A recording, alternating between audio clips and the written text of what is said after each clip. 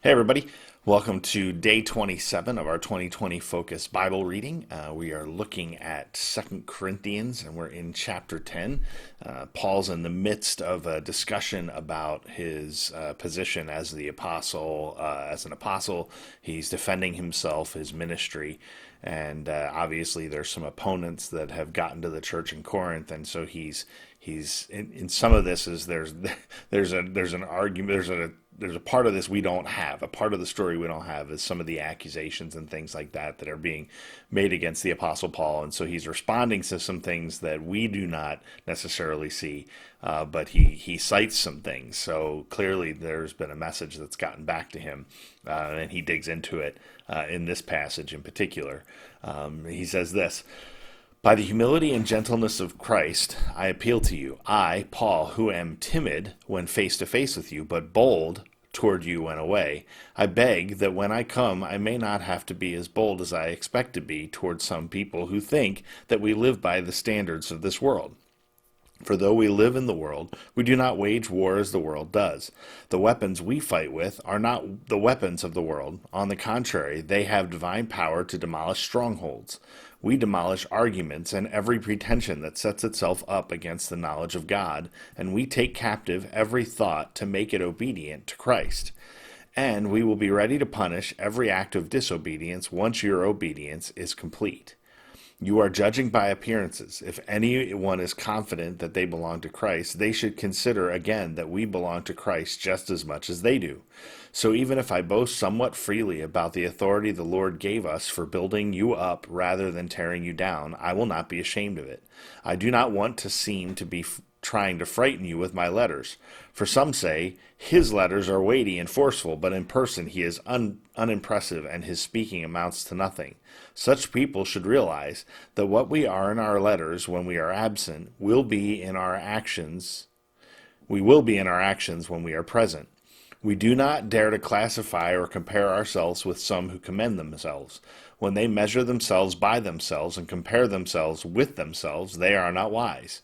We, however, will not boast beyond proper limits, but will confine our boasting to the sphere of service God himself has assigned to us, a sphere that also includes you. We are not going too far in our boasting, as would be the case if we had not come to you, for we did get as far as you with the gospel of Christ. Neither do we go beyond our limits by boasting of work done by others. Our hope is that, as your faith continues to grow, our sphere of activity among you will greatly expand, so that we can preach the gospel in the regions beyond you. For we do not want to boast about the work already done in someone else's territory. But let the one who boasts boast in the Lord. For it is not the one who commends himself who is approved, but the one whom the Lord commends.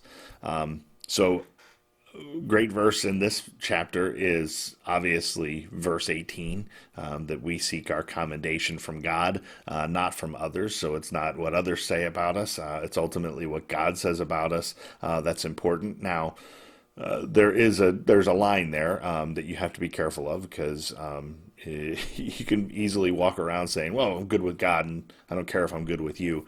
That would get back to the love God, love others commandment. We can't just walk around with a chip on our shoulder assuming that God would commend us if we're actually not commendable. So that's important. But there's also a part of this passage that has always stood out to me, and that's in verse 5. We demolish arguments and every pretension that sets itself up against the knowledge of God, and we take captive every thought to make it obedient to Christ. That verse has always been an important verse, because it lets us know two very important things. One, that not every thought we have is already captive and obedient to Christ.